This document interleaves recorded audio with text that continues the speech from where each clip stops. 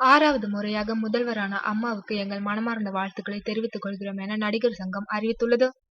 சட்டமன்ற தேர்தலில் வெற்றி பெற்று தொடர்ந்து 2வது முறையாக அதிமுக ஆட்சியை தக்க வைத்துள்ளது. இதன் மூலம் 6வது முறையாக ஜெயலலிதா தமிழ்நாட்டின் முதல்வராக ஆட்சி பொறுப்பேற்க இருக்கிறார். இதற்காக ஏராளமான வாழ்த்துக்கள் குவிந்து வரும் வேளையில் நடிகர் சங்கம் சார்பிலும் அவரை வாழ்த்தியுள்ளனர். இது குறித்து நடிகர் சங்கம் வெளியிட்டுள்ள அறிக்கையில், எங்கள் அன்பிற்கும் மரியாதைக்கும் உரிய மாண்புமிகு தமிழ்நாடு முதலமைச்சர் டாக்டர் அம்மா அவர்களுக்கு வணக்கம்.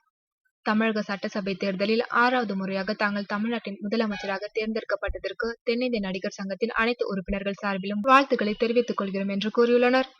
இது தவிர நடிகர் விஷால் தனிப்பட்ட முறையில் ஜெயலலிதா, கருணாஸ் இருவரையும் வாழ்த்தியிருக்கிறார்.